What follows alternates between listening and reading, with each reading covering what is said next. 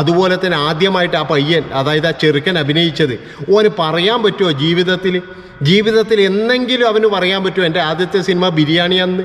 എന്നിട്ട് എല്ലാവരും പറയുന്നു ഭയങ്കര പടമാണ് ബിരിയാണി, ഒന്നൊന്നര പടമാണ്. സുഹൃത്തുക്കളെ നമസ്കാരം, പുതിയൊരു വീഡിയോയിലേക്ക് എല്ലാവർക്കും സ്വാഗതം. കനി കുസൃതി എന്ന് പറയുന്ന നടി ഇപ്പോഴും ഭയങ്കര ഫേമസ് ആണ്. അതായത് നമുക്ക് എല്ലാവർക്കും അറിയാം, കാൻ ചലച്ചിത്ര മേളയിൽ ഈ എന്താ പറയേണ്ടത്, മറ്റേ ഇതിന് എന്താ പറയുക പിന്തുണയൊക്കെ പ്രഖ്യാപിച്ചു ഭയങ്കരമായിട്ട് ഒരു നല്ലൊരു പീക്ക് ലെവലിൽ നിൽക്കുന്ന ഒരു അവസ്ഥയാണ് ഇപ്പോൾ. അപ്പോൾ എനിക്ക് ചോദിക്കാനുള്ളത്, കുറച്ച് ദിവസം മുമ്പ് കനി കുസൃതി ചില അഭിമുഖങ്ങളിലൊക്കെ പറയുന്നുണ്ട്, അന്ന് എനിക്ക് പൈസ ഇല്ലാത്തത് കൊണ്ടാണ് ഞാൻ ബിരിയാണി പോലെയുള്ള സിനിമകളിൽ അഭിനയിച്ചത് എന്നാണ് പറയുന്നത്. എൻ്റെ അക്കൗണ്ടിലാകെ 3000 രൂപയേ ഉള്ളുമായിരുന്നു, അതുപോലെ തന്നെ അതിലെനിക്ക് 70,000 രൂപ കിട്ടി എന്നൊക്കെയാണ് കനി കുസൃതി പറയുന്നത്. ഞാൻ എൻ്റെ പ്രിയപ്പെട്ട സഹോദരിയോട് ചോദിക്കുകയാണ്, ഇവിടെ കൂലിപ്പണിയെടുത്തിട്ട് ആൾക്കാർ ജീവിക്കുന്നില്ലേ? കൂലിപ്പണിയെടുത്ത് ജീവിക്കുന്നുണ്ട്. അതുപോലെ തന്നെ എന്തൊക്കെ ജോലി ചെയ്തിട്ട് 2ഉം 3ഉം മക്കളുള്ള ആൾക്കാർ അവരെ പോറ്റുന്നുണ്ട് എന്നറിയോ? എന്നിട്ടാണ് യാതൊരു ഉളുപ്പുമില്ലാതെ ഒരു ഇതുമില്ലാതെ വന്നിട്ട് പറയുന്നത് പൈസക്ക് വേണ്ടിയിട്ടാണ് ഞാൻ ചെയ്തത്, പൈസ ഇല്ലാത്തത് കൊണ്ട് എന്ന്. ഇതിൽ പരം നാണക്കേട് എന്താണുള്ളത്? അല്ല, ഇതാണ് ഞാൻ പറയുന്നത്, ഇതാണ് ഇതിറ്റങ്ങളുടെ ഡബിൾ സ്റ്റാൻഡ് എന്ന് പറയുന്നത്. അതായത് തുണി അഴിക്കണം എന്നുള്ള ഒരേ ഒരു ആവശ്യമാണ് ആ സിനിമയിൽ. ആ സിനിമ എന്ന് പറയുന്നത് ശരിക്കും ഏപ്പടം തന്നെയാണ്. അതിനൊക്കെ അവാർഡ് കൊടുത്തവന്മാരെ തൊഴണമെന്നേ ഞാൻ പറയുന്നുള്ളൂ. വേറെ ഒന്നില്ല. എന്തോ ലക്കിയ ആ പടത്തിലൊക്കെ ഉള്ളത് നിങ്ങളൊന്ന് പറയും. ബിരിയാണി എന്ന് പറയുന്ന പടവും അതുപോലെ തന്നെ ഈ പഴയകാല ഷക്കീല പിക്ചറും തമ്മിൽ എന്താ വ്യത്യാസമുള്ളത്? എനിക്ക് തോന്നുന്നത് പിന്നെയും കുറച്ചും കൂടി ക്വാളിറ്റി ഉള്ളത് ഷക്കീല പിക്ചറിനാണ്. അതായത് അത് ഏപ്പടം എന്ന് പറഞ്ഞിട്ടും ഉച്ചപ്പടം എന്ന് പറഞ്ഞിട്ടും പാതിരാപ്പടം എന്നൊക്കെ പറഞ്ഞ അതിൻ്റെ പേര്. അപ്പോൾ ബിരിയാണി എന്ന് പറയുന്ന പടത്തിന് എന്ത് പേരാണ് ഇട്ട് വിളിക്കേണ്ടത്? അതിൻ്റെ അകത്ത് എന്തൊക്കെ വൃത്തികേടാന്ന് കാണിച്ചിട്ട് ഒരു കുടുംബങ്ങൾക്കിരുന്ന് കാണാൻ പറ്റുമോ? അതിൽ അഭിനയിച്ച കുട്ടികളും അതുപോലെ തന്നെ അതിൽ അഭിനയിച്ച ആണുങ്ങളൊക്കെ ഇപ്പോഴും തലയിൽ മുണ്ടിട്ടിട്ടാണ് നടക്കുന്നത്. പല ആൾക്കാർക്കും വീട്ടിൽ നിന്ന് പുറത്തിറങ്ങാൻ കഴിയാത്ത സ്ഥിതിയായിരുന്നു. അമ്മാതിരി തോന്നിയവാസം കാണിച്ചു വെച്ച ഒരു സിനിമയാണ് ഈ ബിരിയാണി എന്ന് പറയുന്ന സിനിമ. നിങ്ങൾ സിനിമ എടുത്തോ, എന്ത് വേണമെങ്കിലും എടുത്തോ, പക്ഷേ അതിന് ആൾക്കാരെയൊക്കെ സെലക്ട് ചെയ്തിട്ട് അവരോട് പറയണം, എന്താ ഇന്നതാന്ന് കഥ, നിൻ്റെ നഗ്നത ഇതിൻ്റെ അകത്ത് കാണിക്കുന്നുണ്ട് എന്ന്. അത് ചില ആണുങ്ങളോടൊന്നും പറഞ്ഞിട്ടില്ല എന്ന് പറഞ്ഞിട്ട് അന്നൊരു കുഴപ്പമൊക്കെ ഉണ്ടായിരുന്നു. അതുപോലെ തന്നെ ആദ്യമായിട്ട് ആ പയ്യൻ, അതായത് ആ ചെറുക്കൻ അഭിനയിച്ചത്, ഓന് പറയാൻ പറ്റുമോ ജീവിതത്തിൽ എന്നെങ്കിലും അവന് പറയാൻ പറ്റുമോ എൻ്റെ ആദ്യത്തെ സിനിമ ബിരിയാണിയാന്ന്? എന്നിട്ട് എല്ലാവരും പറയുന്നു ഭയങ്കര പടമാണ് ബിരിയാണി, ഒന്നൊന്നര പടമാണ്, ഒരു പടവും അല്ലായിരുന്നു.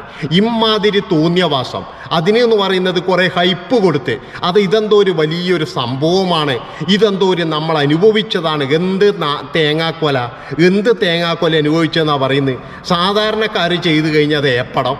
ഇനി കുറച്ച് ഫിലോസഫിയൊക്കെ പറയുന്ന ആൾക്കാർ ചെയ്തു കഴിഞ്ഞാൽ അത് അവാർഡ് സിനിമ, അതൊക്കെ അവരുടെ അനുഭവം. ഇതാണ് ഇവിടെ നടക്കുന്നത്, വേറെ ഒന്നുമല്ല. മറ്റുള്ളവരെ ഇതേ പടം തന്നെ വേറെ ഏതെങ്കിലും ഒരു സംവിധായകൻ, അതായത് പണ്ടേ നമ്മൾ ജോയിയും ഇല്ലെങ്കിൽ നമ്മുടെ അങ്ങനെയുള്ള കുറച്ച് ടീമുകളാണ് ചെയ്തതെങ്കിൽ അത് ഉച്ചപ്പടമാണ്, അത് ഉച്ചപ്പടം. ഇതിനെന്ന് പറയുന്നത് ഇതിൽ അഭിനയിച്ചവരൊക്കെ എല്ലാവരും ഭയങ്കര തറവാടത്തുള്ള ആൾക്കാരായതുകൊണ്ട് മാത്രം ഇതിന് അവാർഡ് പടമാണ്, ഇതെല്ലാവർക്കും കാണാൻ പറ്റുന്നതാണ്. ശരിക്കും പറഞ്ഞാൽ ഇത് OTT-യിലങ്ങാട്ട് ഇറങ്ങിയതാണെന്ന് പറഞ്ഞ് OTT-യിലാവുന്ന ഇറങ്ങിയത് ചൂളിപ്പോയിന് മനുഷ്യന്മാർ കണ്ടിട്ട് ചൂളിപ്പോയിന് അവിടുന്ന്. കാരണം എന്താ വെച്ച് കഴിഞ്ഞാൽ എന്തൊരു വൃത്തികേട് അതാണ് ആലോചിക്കുന്നത്. അതായത് നമ്മൾ അഭിനയമാണ്, നമ്മുടെ ശരീരത്തിൻ്റെ പല ഭാഗങ്ങളും സ്വകാര്യ ഭാഗങ്ങൾ കാണിച്ചിട്ടല്ല നമ്മൾ അഭിനയിക്കേണ്ടത്. അതായത് അങ്ങനെ അഭിനയിക്കണമെങ്കിൽ എന്താ പറയേണ്ടത്, വേറെ എന്തെല്ലോ പടങ്ങളില്ലേ, അത് ഇത്രയുമായിട്ട് ഇതിങ്ങനെ മൊത്തം ഓപ്പണായിട്ട് ചെയ്ത് കാണിച്ചു വെച്ചിരിക്കുന്നത് എന്തിനാണ്? എന്താ അതിൻ്റെ ആവശ്യം എന്ന് എനിക്ക് മനസ്സിലാകുന്നില്ല. എന്നിട്ട് അതിന് അവാർഡും കൊടുത്ത ഈ അവാർഡ് കമ്മിറ്റിക്കാരാണ് ഞാൻ തൊഴുന്നത്. അതിൻ്റെ അകത്ത് സ്ത്രീകളൊന്നും ഉണ്ടായിരുന്നില്ല, അതാണ് ഞാൻ ആലോചിക്കുന്നത്. എന്നിട്ട് ഈ പടം ഭയങ്കര പടാന്ന് പോലും ആടുന്ന് യാതൊരു ഇതുമില്ലാണ്ട് ഇങ്ങനെ പറയുകയാണ്. എന്ത് മെസ്സേജ് അതിൻ്റെ അകത്ത് നിന്ന് നൽകുന്നത്?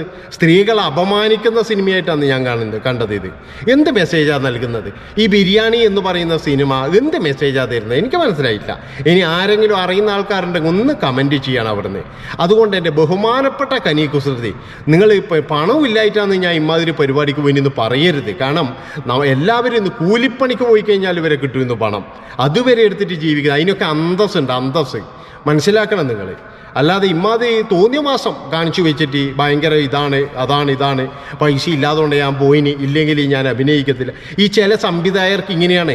ഈ ചില സംവിധായകർക്ക് എന്ന് പറഞ്ഞു കഴിഞ്ഞാൽ എന്തോ ഒരു വലിയൊരു സംഭവം പോലെയാണ്. കാരണം എന്തെങ്കിലും ഒരു വെറൈറ്റി എടുക്കണമെങ്കിൽ ഇങ്ങനെയുള്ള എന്തെങ്കിലും ഒരു പരിപാടി വേണം.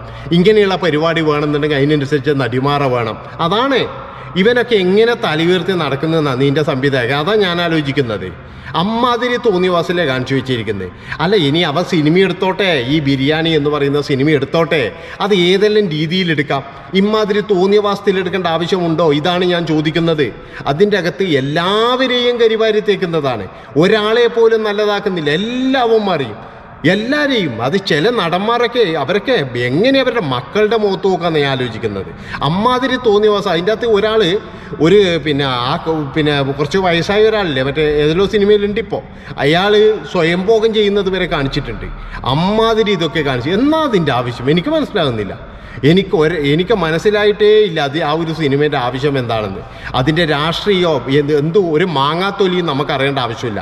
കാരണം എന്ന് വെച്ചാൽ എല്ലാ സിനിമയിലും ആൾക്കാർ കാണുന്നത് രാഷ്ട്രീയം. എന്ത് മാങ്ങാത്തൊലിയോ രാഷ്ട്രീയം എനിക്ക് മനസ്സിലാകുന്നില്ല. ഇവിടെ ഒരു രാഷ്ട്രീയവും ഇല്ല. ഇവിടെ ജനങ്ങൾ എന്ന് പറഞ്ഞു കഴിഞ്ഞാൽ ഒരു വിഭാഗം ജനങ്ങളേ ഉള്ളൂ. അതെന്ന് പറയുന്നത് ജീവിക്കാൻ വേണ്ടി കഷ്ടപ്പെടുന്ന ജനങ്ങളാണ്. അതായത് അവർക്ക് രാഷ്ട്രീയവും ഇല്ല, മതവും ഇല്ല, ജാതിയില്ല, ഒരു ഒലക്കയില്ല. അവർ ജീവിക്കാൻ വേണ്ടിയിട്ട് അഹോരാത്രം പണിയെടുക്കുന്ന ആൾക്കാരാണ്. ചില വിഭാഗങ്ങളിൽ ഇങ്ങനെ വായിൽ നിന്ന് ഇങ്ങനെ ഛർദ്ദിച്ചിട്ട് പൈസ മേടിക്കുന്ന കുറച്ച് ആൾക്കാരുണ്ട്. അതുപോലെ തന്നെ എന്ന് പറഞ്ഞ് ഈ രാഷ്ട്രീയത്തിൽ കൂടെ വന്നിട്ട് കുറച്ച് പൈസ ഉണ്ടാക്കുന്ന ടീമുണ്ട്. വേറെ എങ്ങനെ എന്തെല്ലോ കുറച്ച് ആൾക്കാരുണ്ട്. അവരെ നമ്മൾ കണക്ക് കൂട്ടുന്നേ ഇല്ല. അവർ ജീവിക്കാൻ വേണ്ടി വന്ന ജനങ്ങളല്ല. അവരെന്ന് പറയുന്നത് ഇങ്ങനെയുള്ള ഈ വിവാദങ്ങൾ കൊണ്ട് ജീവിക്കുന്ന ഒരു ടീമുകളാണ്. അതിൽപ്പെട്ട കുറേ ആൾക്കാരാണ് ഇങ്ങനത്തെ സിനിമകൾ പടച്ചു വിടുന്നത്. മനസ്സിലാക്കണം നിങ്ങൾ. എന്നിട്ട് അതിന് അവാർഡും കിട്ടീനെന്ന് പറയുമ്പോൾ എൻ്റെ ഭഗവാനെ, നമ്മുടെ അവസ്ഥയോടെ എത്തിയെന്ന് ആലോചിക്കുന്നത്.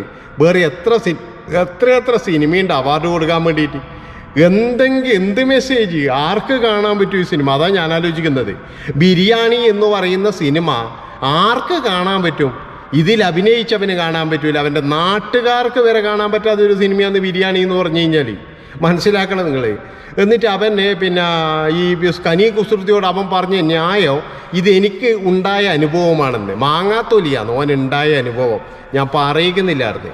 വേറെ ഒരുത്തനുണ്ടേനു പറഞ്ഞു. എന്താ വെച്ച് കഴിഞ്ഞാൽ ഏതൊരു സിനിമ എടുത്തിട്ട് അതിൻ്റെ അകത്ത് ഉടുക്കാണ്ട് കിടക്കണം എന്ന് പറഞ്ഞിട്ട് നായികയോട്.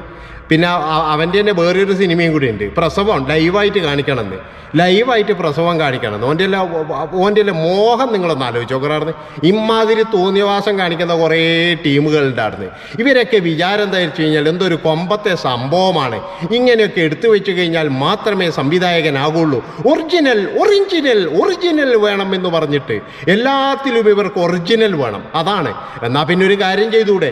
ഇനി വല്ല ഗർഭിണീൻ്റെ ഈ റോളും ഉണ്ടെങ്കിൽ ഈ പ്രസവം വരെ കാത്തു നിന്നൂടെ? അതല്ലേ നല്ലത്. എന്നാൽ ഇങ്ങനെയും ചെയ്യുമാർ കുറച്ച്. ഇനിയിപ്പോൾ ഒറിജിനലിന് വേണ്ടിയിട്ട് ഇവന്മാർ ഇങ്ങനെയുള്ള ഈ പരിപാടിയും ചെയ്യും എന്നുള്ളതിൽ യാതൊരു സംശയവും വേണ്ട.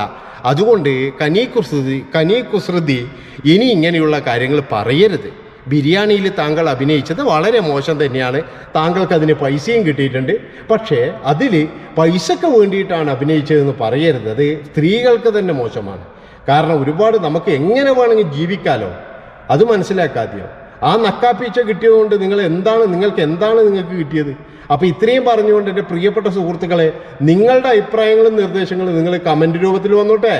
നമുക്ക് നോക്കാം. നന്ദി, നമസ്കാരം.